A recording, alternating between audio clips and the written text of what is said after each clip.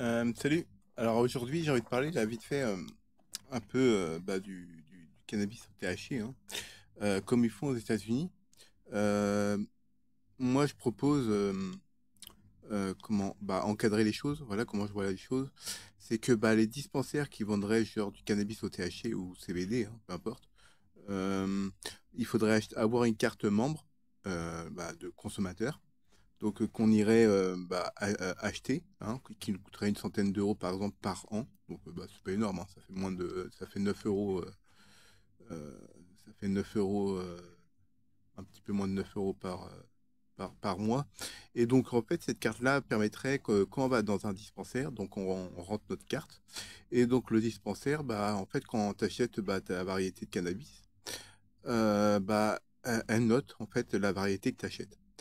Et donc, tu auras le droit à acheter 5 grammes par jour de cannabis au THC. Le cannabis au CBD, t'as pas de limite, parce qu'il n'y a pas d'effet de psychotrope. Mais par contre, le cannabis qui a du THC, là, t'auras une limite de 5 grammes par jour. Et donc, en gros, tu auras le droit à 5 grammes, tu auras le droit de transporter sur toi 30 grammes maximum. Donc, si tu te fais arrêter avec la police et que tu as 30 grammes sur toi, tu crains rien. Et chez toi, à la maison, tu as le droit d'avoir 150 grammes. Donc, quand on calcule 5 fois 30, euh, si je me trompe pas, 5, ouais, c'est ça, ça fait 150. Donc, en gros, si tu vas tous les jours au dispensaire, tu prends 5 grammes tous les jours pendant un mois sur 30 jours, ça te fait 150 grammes. Si tu les fumes pas.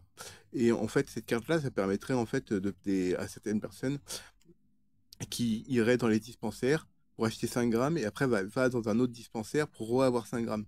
En fait, non, parce qu'il aura sa carte de consommateur. Et quand il va aller dans le deuxième dispensaire pour acheter 5 grammes, il pourra pas parce qu'il a déjà acheté 5 grammes dans un autre dispensaire. Donc, il pourra pas avoir 5 grammes encore. Donc, en gros, il pourra pas faire le tour de tous les dispensaires juste pour avoir 5 grammes à chaque fois, quoi. Donc, en fait, toutes les variétés en fait, que la personne consommera, euh, sera marqué. Et donc, imaginons qu'une personne consomme toujours la même variété de cannabis, je sais pas, du skunk par exemple. Si pendant 10 jours, il va acheter consécutivement 5 grammes tous les jours, et pendant 10 jours, le 11e jour, il aura une offre, par exemple 5 euros gratuit sur de la skunk, parce qu'il a acheté pendant 10 jours de la skunk, donc 50 grammes de skunk, donc il a 5 euros gratuit de skunk. Et donc à ce moment-là, là, il pourrait, il a les 5 grammes gratuits qu'il reçoit ne sera pas considéré dans l'achat. Donc, il pourra toujours acheter ces 5 grammes d'une autre variété ou de skunk s'il a envie. Donc là, il aura 10 grammes. Mais juste dans ces conditions-là. Juste parce que ce ne sera pas considéré comme une vente, mais comme un don. Donc, ce sera plutôt quelque chose de gratuit parce qu'il a, pendant 10 jours consécutifs, il a acheté de la skunk. Et donc, il aura sa skunk, donc il pourra avoir 10 grammes de skunk. C'est le seul moment, en fait, 3 fois dans le mois, en fait, au bout de 10 jours. Bon, ça fait sur 33 mois, hein, 33 jours. Donc, en fait, au bout du 11e jour, il aura ses 5 grammes gratuits, plus les 5 grammes qu'il achète. Donc, 10 grammes. Et donc, avoir cette carte-là, justement, par an, payer 100 euros, déjà, ça permettrait d'éviter que les gens, tous les dispensaires et ils récupèrent 5 grammes à chaque fois. Et donc, et avoir 150 grammes chez soi. C'est le modèle qu'ils ont fait aux États-Unis. Et ça marche plutôt bien. 5 grammes, tu fais pas mal. Moi, personnellement, quand je fumais, j'étais pas à 5 grammes par jour, hein. Je fumais peut-être 2 grammes par jour, tu vois, quand je fumais de la weed, tu vois. Donc 5 grammes, ça te fait au moins 2 jours facile, voire 3. Tu vois, si tu ne mets pas trop, tu vois. Tu peux même faire même plus ça dépend de ta consommation, tu vois. Tu peux largement faire 5 jours avec tu vois, 1 gramme par jour. Tu fais 5 jours, quoi. Après, rien ne t'empêche de fumer 1 gramme par jour et d'aller au dispensaire jusqu'à atteindre les 150 grammes. Et là, euh, une fois que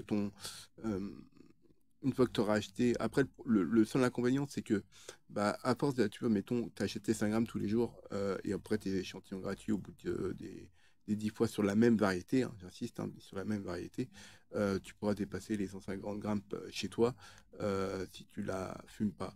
Ça, ce sera au niveau de la loi. Donc après, qu'est-ce qui se passe? S'il y a des policiers qui viennent chez toi pour vérifier la quantité que tu as chez toi, et la police ne pourra pas saisir la totalité de ce que tu as. Donc en gros, déjà, tu auras les factures, comme quoi ce ne sera pas acheté au marché noir, mais bien à des dispensaires. Donc déjà, je pense que la police sera plus indulgents envers toi. Et donc, si tu as plus de 150 grammes chez toi, ils vont pas te faire chier. À la limite, ce qu'ils pourraient faire, c'est te prendre. Mais imaginons que tu as 200 grammes chez toi, il va te prendre 50 grammes pour que il te reste tes 150 grammes, pour que tu sois encore dans la loi, tu vois. Mais les 50 grammes, bah, en fait, que tu auras acheté, bah, tu les auras achetés au dispensaire. Mais c'est un peu une zone, un peu, si je puis dire, un peu grise, si je peux dire, en quelque sorte. Parce que bah, tu les as achetés dans un dispensaire, tu ne l'as pas acheté à un dealer, dans un marché noir. Donc les 150 grammes chez soi, c'est un peu bancal, mais je pense que de mettre une limite, c'est quand même, si tu en achètes 5 grammes tous les jours, c'est que tu en consommes beaucoup. Et quelqu'un qui fume 5 grammes par jour, c'est un gros consommateur. Euh, mais en gros, mettre une limite à 150 grammes chez toi où tu n'as aucun problème avec la police. Mais après, aussi pour les gens qui font de l'autoproduction, avoir l'autoproduction, ce serait intéressant aussi, par exemple, d'avoir trois pieds, trois plantes chez toi, 3 à 4 plantes, parce qu'il y a des plantes qui peuvent te donner jusqu'à 100, moi, je compte après entre 80 et 100 grammes. En tout cas, les vidéos que j'ai vues, les gens qui font pousser sur armoire, ont entre 80 et 100 grammes par pied, par plante. Donc après, il y a des plantes qui peuvent te faire bien plus que 100 grammes, c'est sûr même. Et donc, à ce moment-là, ce que tu fais pousser, tu pourras pas le vendre, toi, en tant que... Tu pourras faire pousser pour toi, pour ta consommation, mais tu pourras pas le vendre à quelqu'un, hein. Ce serait illégal de vendre à quelqu'un, en fait. Tu pourras uniquement vendre ta production à des dispensaires, à condition que ta qualité soit bonne et que le dispensaire accepte d'acheter ta variété, parce qu'il se peut qu'il a un surstock de cette variété-là et il veut pas te l'acheter euh, parce que bah il en a trop, quoi. Et en fait, l'argent, imaginons que tu arrives avec une variété hyper rare et tout, bah, il te l'achète. Certes, il va te l'acheter moins cher que lui, ce qu'il va revendre, mais ça te fait un revenu. Et donc ce revenu-là, il faudrait que tu le déclares aux impôts. Par le dispensaire, ce serait considéré comme un revenu. Donc si tu fais que de la production, tu pourras quand même acheminer les dispensaires. Et donc il n'y aura pas le même problème qu'il y a à Amsterdam, où les coffee shops se procurent un peu dans le marché noir, si je peux dire. Je ne sais pas s'ils ont changé la loi, mais en tout cas, s'ils arrivent au tribunal, ils vont leur demander comment vous avez eu votre variété, votre cannabis, quoi. Bah, ils peuvent pas répondre. Parce que bah, en fait, c'est même pas marqué dans la loi. Donc en gros, si on met l'autoproduction sur des personnes lambda, bah, des citoyens, bah, les citoyens qui ont 3 pieds, par exemple, chez eux, ils vont pousser après, qui font du bon curing et tout ça, qui font bien sécher et tout, qui coupent bien leur tête, qui font bien le truc bien propre. Déjà, ça fait un travail en moins déjà pour le dispensaire, parce qu'il n'a pas besoin de retailler tout le bordel, il n'a pas besoin de chercher des fournisseurs, etc. C'est le client qui vient à lui pour lui vendre son produit. Et donc son produit, s'il est de bonne qualité, bah, la personne reçoit un revenu, certes moindre ce que le dispensaire va revendre, mais ça te fait quand même un revenu. Donc ça reste intéressant. Donc en gros, bah, tu pourrais garder par exemple 150 grammes pour toi, et mettons si tu as un surplus, bah, ton surplus des 150 grammes, tu le revends au dispensaire. Donc ça te fait un petit peu d'argent. Et qu'est-ce que j'allais dire d'autre aussi? Euh, Par exemple, aussi, les dispensaires pourraient aussi te demander, par exemple, il va te donner, mettons, 3 graines d'une variété qu'il aimerait que tu fasses pousser, qui est une variété, mettons, rare, ou une variété qu'il n'a pas dans son magasin. Il pourrait te donner 3 graines, par exemple. Il te dit, voilà, tu me plantes ces graines-là, je voudrais voilà, tout dépend après comment tu cultives, hein. Si tu cultives en armoire ou dehors, parce que le cycle n'est pas le même, tu peux faire jusqu'à facile 3 à 4 récoltes si c'est en armoire, mais plus 3 récoltes. Moi, je suis plus sur 3 récoltes sur des saisons, tu vois, sur 4 mois. 4 mois, parce qu'il y a le temps de séchage, faut que ça sèche et tout. Donc, en gros, bah, en fait, le dispensaire va te donner des graines bien précises. Il va dire, voilà, tu me plantes ça. Moi, je te signe un papier, je te rachète sur cette variété-là. Donc, bah, en gros, bah, tu prends ces graines, tu fais une petite vidéo, tu lui montres que tu plantes bien ces graines à lui dans des pots, etc. Tu montres bien l'évolution pour qu'il y ait une preuve comme quoi tu plantes bien ces graines, que c'est la bonne variété pour pas qu'il y ait de tromperie en termes pour le client, hein, pour que ce soit bien transparent, honnête, tu vois, que l'honnêteté soit de mise, tu vois. Et bah, tu plantes tes graines qui t'a donné le dispensaire, parce que bah, les graines, ça a quand même une valeur, quoi, hein. Quand tu vas les graines, il y a certaines graines qui peuvent coûter, j'ai vu des graines, par exemple, qui coûtent 120 € la graine. mais c'est hyper cher, mais c'est parce que c'est des graines hyper rares. J'ai même vu des variétés de graines qui pouvaient donner jusqu'à 1 kilo par pied. Mais bon, après, c'est de la sativa, tu vois. C'est des pieds qui fait 5 mètres de haut, tu vois. C'est des trucs qui c'est énorme, tu vois, qui produisent 1 kilo par pied. Bon, après, je pense pas que quelqu'un va faire pousser 3 pieds comme ça chez lui. Il va se retrouver avec 3 kilos. Qu'est-ce qu'il va faire avec 3 kilos? Pour les couler au dispensaire, le dispensaire, il va falloir qu'il fasse tous les dispensaires pour revendre tout son truc. Et même au-delà de ça, c'est beaucoup, quoi. Mais disons que s'il fait pousser juste pour sa conso et tout, et que c'est contrôlé, les personnes qui font pousser ça, et que après la personne, elle prend ton stock, d'abord elle va prendre ton stock, elle va le tester, pour regarder au microscope, elle va l'analyser dans un laboratoire, voir le taux de THC qu'il y a, le taux de les terpènes, etc. Si c'est bien fait, le taux de CBD, enfin, voir s'il n'y a pas aussi de merde dedans, comme le HC, il y en a qui aspergent dessus, tu vois, pour que ce soit vraiment un truc clean, tu vois, un truc naturel.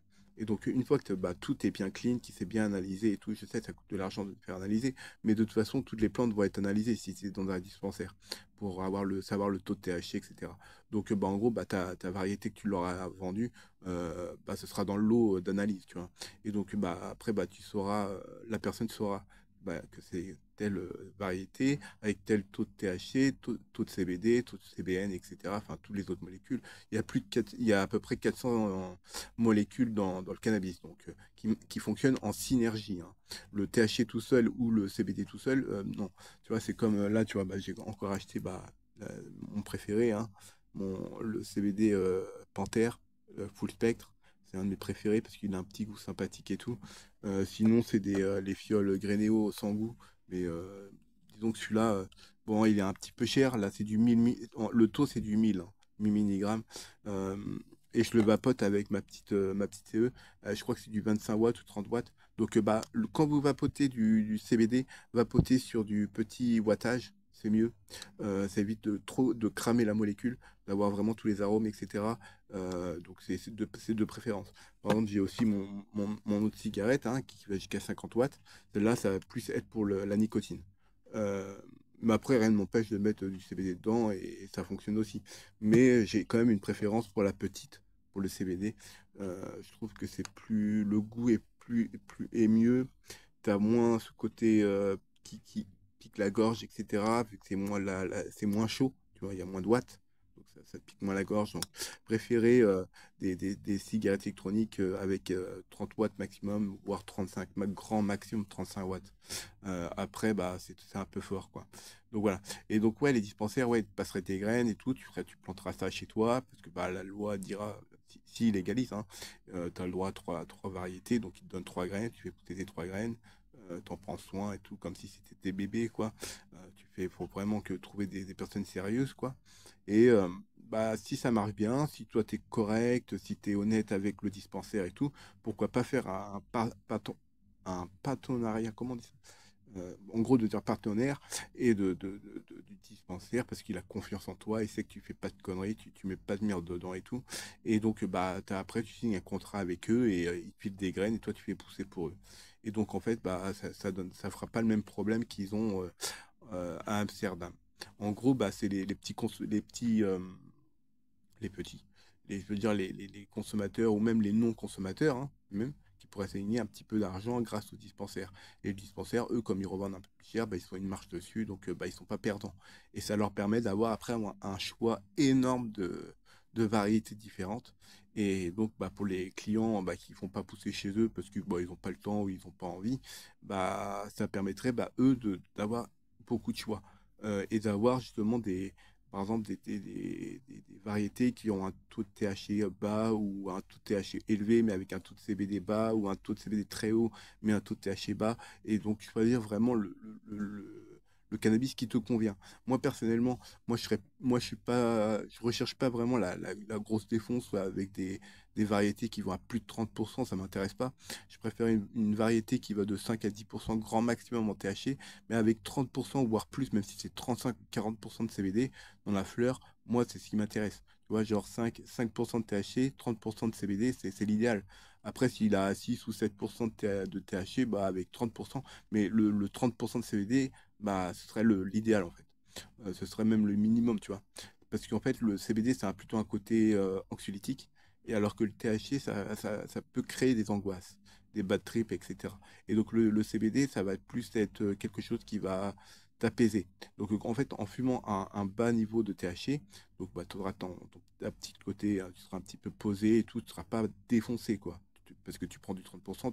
Quand je bois les variétés qu'ils ont aux États-Unis, ils ont du 30%, mais en taux de CBD, c'est extrêmement bas, c'est moins d'1%. Donc c'est du THC pur, quoi, à la limite. Enfin, pur, entre parenthèses, on se comprend quand je dis ça.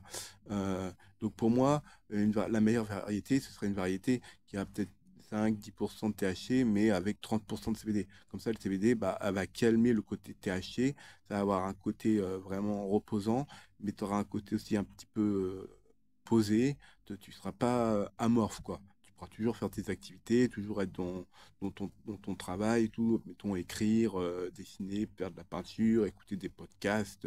Après, bon, conduire après, même si c'est que 5%, conduire, ça a évité. Parce que bon, ta vigilance, elle est quand même réduite. C'est comme boire une bière à 5,9, enfin, non, c'est 6,9. Je crois que c'est les plus hautes, les plus hauts. C'est les canettes à 50, les 50 centilitres.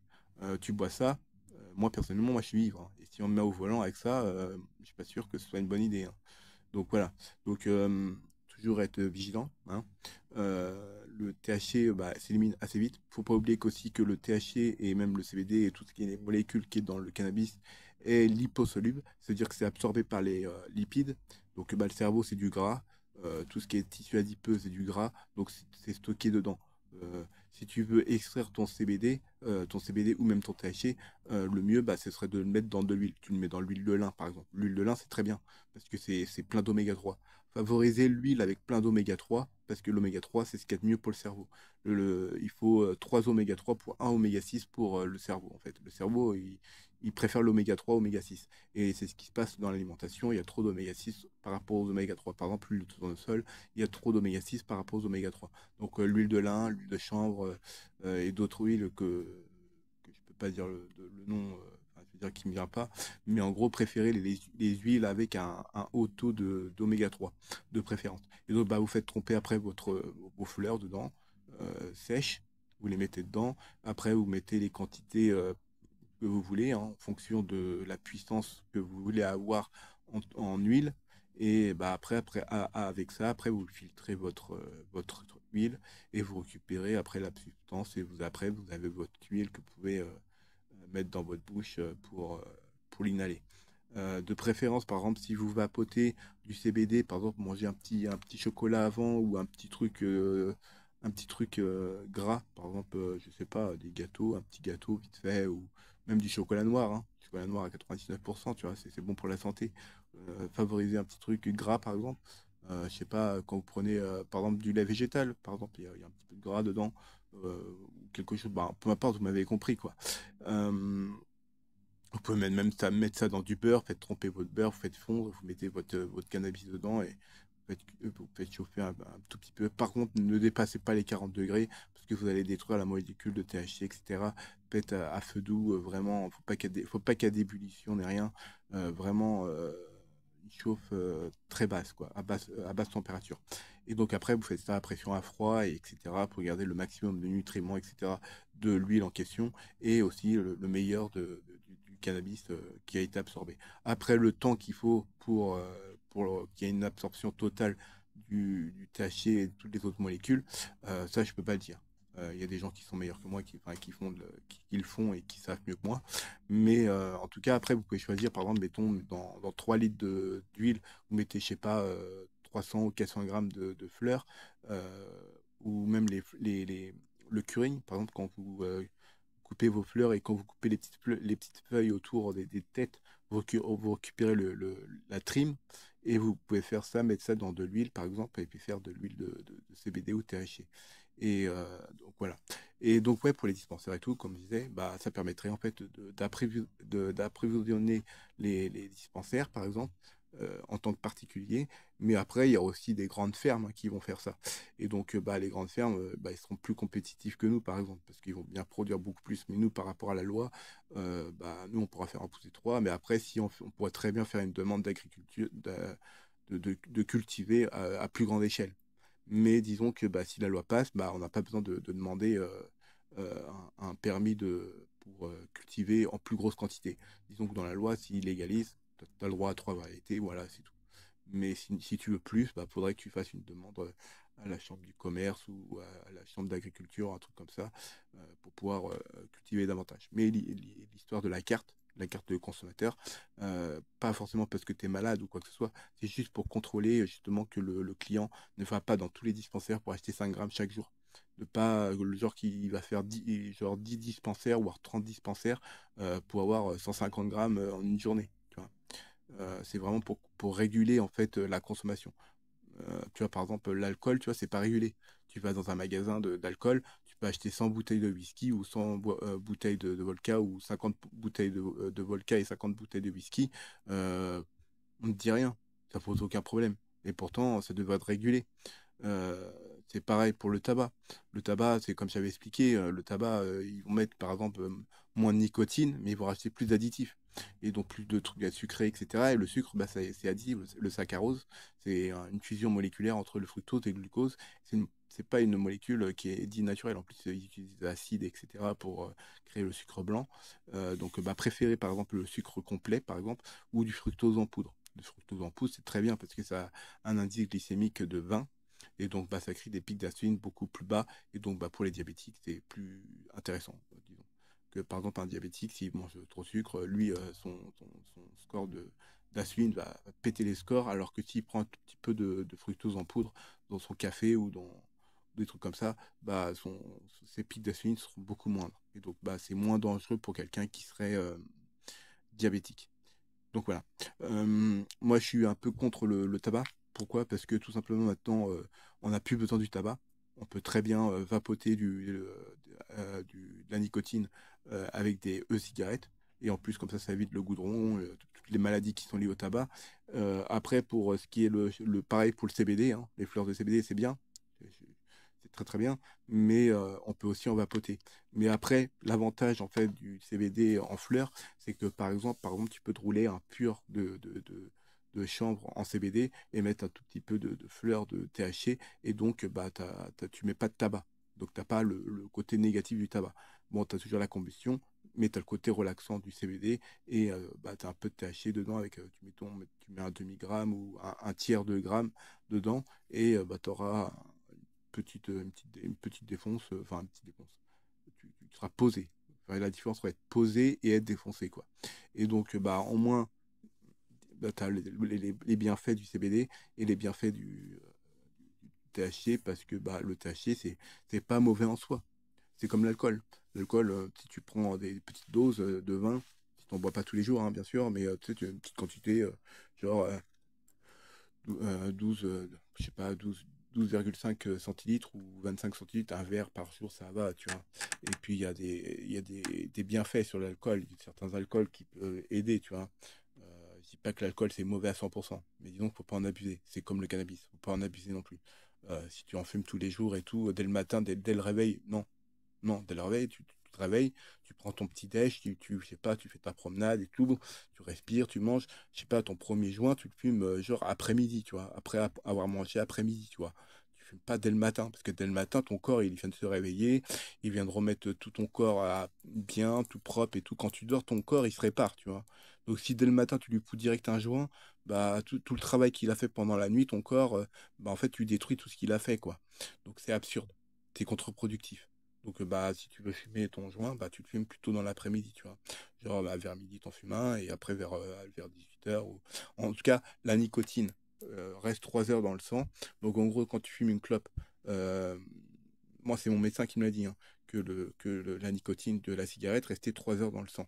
Donc, en gros, si tu fumes une clope à 9 h, bah, tu pourras refumer une clope à midi. Tu auras toujours la nicotine jusqu'à midi dans ton sang. Après, ça dépend des métabolismes, hein. Il y en a qui vont plus s'absorber plus rapidement que d'autres. Mais en gros, bah, une clope, tu peux la fumer tous les 2 à 3 heures, tu vois. T'es pas obligé de fumer une clope tous les 30 minutes ou genre, t'en as une qui se finit, dis même pas 5 minutes après, tu refumes une. Non. Je connais des gens comme ça qui fument jusqu'à 2 paquets par jour. Je sais pas comment ils font. Bon. Moi, quand je fumais, j'étais quand même à 100 grammes de tabac par semaine, donc 400 grammes de tabac par mois. Donc, bah, je fumais des tubes. Et après, bah, je suis passé à la cigarette électronique et maintenant, bah, j'ai même plus besoin de clope, j'en achète plus en fait. Euh, voilà. Et ça va beaucoup mieux au niveau santé. Après, bah, en termes de santé, bah, je pense que la cigarette électronique est beaucoup moins dangereuse que la cigarette. Il y a du propylène-glycol, c'est utilisé dans l'alimentaire. Enfin, c'est même utilisé aussi comment on appelle, dans les boîtes de nuit. La fumée, c'est du propylène-glycol hein, qu'ils envoient. Le glycérine végétal, bah, ça tu t'en bouffes dans les aliments, hein. Donc, bah, certes, tu l'ingères, tu la vapotes pas. Certes, les poumons sont faits pour respirer de l'oxygène, mais pas du propylène-glycol ou de la glycérine végétale. Mais je veux dire, tes poumons sont encore moins faits pour respirer de la fumée de cigarette. C'est comme si tu prenais une bûche remplie de nicotine, tu la mettais au feu et tu respirais la fumée du feu que tu viens de faire. Genre, tu fais un feu de camp et tu respires la fumée. Tu sais. Genre, comme si tu voulais récupérer ta nicotine avec la combustion. Bah non, tu fais pas ça. Voilà. Et donc, bah, la cigarette électronique, moi, je pense que les lobbies du tabac, s'ils s'attaquent comme ça au lobby de la cigarette, certains disent que la cigarette est au lobby des cigarettes, mais c'est faux. Le créateur de la cigarette électronique n'a pas voulu vendre à Philip Morris, n'a jamais voulu vendre. Il voulait que son produit de la cigarette électronique soit un produit libre et libre de droit, open source, que tout le monde puisse l'utiliser et donc appartient à aucun groupe d'industrie du tabac. Euh, Aucun groupe de tabac n'a la main mise sur la vapote et c'est tant mieux. Parce que bah, eux, tout ce qui les arrange, eux, c'est des thunes. Et une fois que tu es malade, bah, c'est l'industrie pharmaceutique qui prend le relais. Ça fait plus de 15 ans maintenant que la cigarette électronique, voire même plus que la cigarette électronique est, est en vente. Et bah, je pense qu'il y a eu beaucoup moins de morts que, même quasiment pas de morts avec la cigarette électronique. En tout cas, s'il y a des morts, c'est que la personne elle a dû acheter son liquide au marché noir ou il a dû acheter des trucs avec des produits toxiques qui étaient dedans. Je sais qu'en France, en tout cas, on a la chance d'avoir des liquides qui sont contrôlés, qui sont de qualité et il n'y a aucun problème sur ça. En tout cas, il y a une personne, j'ai vu sur une vidéo comme quoi le mec, il avait vapoté ça, il était tombé dans le coma et craché du sang et tout bordel. C'est pas possible. C'est que le mec, il a dû prendre un truc qui n'était pas du propylène glycol ni de la glycérine végétale dedans. Ou soit il y avait, je sais pas, du HCT dedans en plus ou un truc du genre, tu vois. Faut savoir que c'est pareil pour la cocaïne, hein. La cocaïne, il la coupe à la fentanyl, hein. Le fentanyl, c'est encore plus addictif que la cocaïne ou l'héroïne, tu vois. Voilà, donc, ou c'est pareil pour le hashish qui est coupé avec du plastique ou d'autres substances qui est complètement nocif. Ces gens-là, moi, je les trouve irresponsables, irrespectueux envers les consommateurs. Pour moi, je pense que quelqu'un qui produit du cannabis, que ce soit en fleurs ou en résine, doit respecter son client. Un client mort, bah, c'est un client qui revient pas, et puis c'est tuer une vie, et une vie, tuer une vie. Je pense que si la personne croit en Dieu, bah, c'est vraiment mal, quoi. Donc bah, ça va le porter sur le karma et dans sa vie prochaine, bah, il aura un fardeau en fait, il aura un poids sur son âme en fait. Donc faut croire à la réincarnation. Donc en tout cas, faites attention à qui vous achetez, euh, si vous avez confiance en la personne, ou des genres, j'ai entendu dire comme quoi quand on fume du cannabis, on part sur d'autres drogues, la cocaïne, l'héroïne. Non, non, il n'y a pas d'effet où tu crescendo, tu remontes sur d'autres drogues. Non, c'est complètement faux. Moi, je sais que si je vais chez par exemple, moi, je ne consomme plus hein, du cannabis, mais si j'irais chez un dealer et qu'il me propose de la cocaïne, j'en veux pas de sa cocaïne. Déjà, je prends du tramadol, donc bah, je vais pas prendre de la cocaïne en plus, ni de l'héroïne. Déjà le tramadol, si je prends 50 mg de tramadol, c'est l'équivalent de 1 mg de morphine. Donc, je vais pas mettre ça avec de l'héroïne. Et puis, il faut pas oublier que l'héroïne, c'était en vente libre. En vente libre. Je sais pas s'il fallait une ordonnance ou pas, mais en tout cas, c'était en vente dans les pharmacies. Donc, faut pas oublier ça. Par exemple, Coca-Cola, il paraît qu'ils avaient un peu de cocaïne dedans avec des fleurs de coca, mais ça a été retiré. Tu vois, par exemple, la coca, si elle n'est pas transformée en cocaïne, c'est une plante qui est intéressante parce que tu peux mâcher les feuilles et les feuilles bah, te donnent un petit boost, un petit stimulant, un peu comme la caféine. Mais si tu la transformes pas en cocaïne, c'est bon. Tu peux la mâcher et tout, toute la journée, ça te posera aucun problème. C'est un petit stimulant, quoi. Comme la caféine ou comme la théine. Donc voilà. Voilà. C'était bah, pour faire un petit billet sur le cannabis et un peu sur l'ensemble des drogues éventuelles. Mais moi, j'aimerais bien ouais, l'autoproduction, la légalisation du cannabis et la dépénalisation des autres drogues, en fait. Comme ça, bah, déjà, il y aura moins de monde dans les prisons, déjà. Et bah, ceux qui seront en tôle, bah, ce sera soit des tueurs, soit des violeurs, soit des pédophiles, ou j'en sais rien, ou des gens qui auront fait vraiment beaucoup de mal, ou des tueries de masse, peu importe. Mais en tout cas, tous les petits dealers de cannabis qui sont en tôle pour ça, bah, ils seront plus en tôle. Donc déjà, il y aura moins de monde, les prisons seront plus surpeuplées, ça coûtera moins cher aux contribuables, et ce sera mieux pour tout le monde. Et en plus, en légalisant le cannabis et en dépénalisant les autres drogues, la police pourra se concentrer sur des choses qui sont beaucoup plus graves, quoi.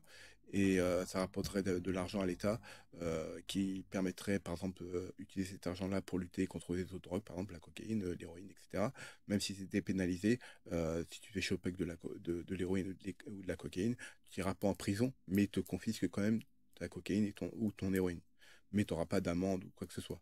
Donc déjà, ce sera une bonne chose et bah, pour tout le monde, quoi.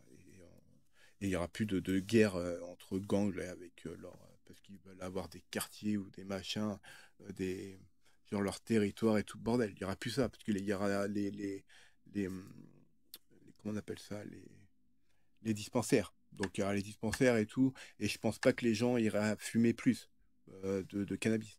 On peut voir, il y a des bureaux de tabac à tous les coins de rue, mais on peut voir le nombre de fumeurs reste stable. Il n'y a pas plus de fumeurs qu'avant. Une personne qui fume pas du tout, qui vapote pas ou qui fume pas, ne commencez pas la vapote, ça sert à rien. À la limite, prenez, je sais pas, de la vapote à zéro taux de nicotine, à la limite du CBD éventuellement pour vous détendre, mais pas de nicotine, parce que le CBD, c'est pas addictif. Mais la nicotine, oui, c'est addictif. Donc ne commencez pas la vapote si vous commencez, si vous prenez rien, tu vois. Si vous fumez pas, vapotez pas, ne prenez rien, tu vois. C'est mieux. Je sais pas, faites du sport à la place. Donc voilà. Et de préférence, bah, si vous voulez vraiment fumer ou du cannabis, vraiment commencez vraiment le plus tard possible. Après 25 ans, c'est mieux parce que comme ça, le cerveau il est mature. Toutes les fonctions cérébrales sont matures à 25 ans. Donc c'est mieux de mettre moins de cochonneries, de merde dans notre corps jusqu'à 25 ans, quoi. Au moins pour que notre cerveau soit en bon état à 25 ans, quoi. Et bah, je mettrais aussi l'alcool à 21 ans et le THC à 21 ans aussi, comme en Espagne. Parce que bah, comme ça, au moins, les personnes qui passeraient le permis à 18 ans, bah, ils auront une tolérance zéro à l'alcool. Ils ne pourront pas boire. Donc en gros, bah, de 18 à 21 ans, bah, tu seras le SAM des plus vieux, quoi. Donc voilà. Je pense que en plus, ça réduirait peut-être les morts sur la route. Ce serait une bonne chose. Donc voilà, c'est tout un ensemble. Euh, je pense qu'il faut regarder ce que les autres pays ont fait pour justement arrêter comment dire, cette répression sur la drogue comme ça, à dire qu'on va aller sur des drogues, c'est plus dur. Après dire, ouais, si on légalise le cannabis, après on va faire quoi? On va légaliser la cocaïne? Non, pas du tout. Rien à voir. Le cannabis, c'est cultivé depuis 10 000 ans et plus. On l'utilise comme plante médicinale. C'est comme si on interdisait, je sais pas, qu'est-ce qu'on pourrait interdire qui fait. Par exemple, c'est comme si on interdisait la camomille. Bon, ok, la camomille, ça n'a pas un effet aussi palpable que le THC, mais c'est comme si on interdisait la camomille. Alors que, ou la sauge. La sauge, bah, c'est pareil. C'est comme si on interdisait les plantes médicinales, quoi. C'est absurde. Là, le cannabis, c'est une plante médicinale qui est utilisée depuis des années. C'est comme le tabac, hein. Le tabac en soi, le vrai tabac, sans transformation, sans additifs et tout, les Indiens, avec leurs pipes, ils en fumaient, ils n'avaient pas de problème. C'est tous les additifs, toutes les merdes qu'ils mettent dedans, tout ça avec les marques, comme je vais dire les marques, hein, je m'en fous, mais Marlboro, Camel et tout le bordel, ils mettent des additifs et tout pour que ça a toujours le même goût. Donc tous ces additifs là de merde, ça sert à rien. Le tabac à la base, soit il est maturé, il est jeune mature, donc c'est du tabac blond, et s'il est bien maturé, ça devient du tabac brun. Donc avec plus de goût, plus de parfum. Donc voilà. Si on rajoutait pas toutes ces merdes et tout, bah, par exemple, avoir un tabac vraiment, tabac pur, sans additif, sans rien, ce serait l'idéal. Je crois que Fleur du Pays fait ça ou Pablo, un truc du genre. Mais bon, après, c'est pas une certitude. Donc voilà. Donc faites attention à votre santé. Mais voilà, je voulais partager un peu mon idée. Donc bah, je vous fais des poutous, hein. Prenez soin de vous. Tchuss.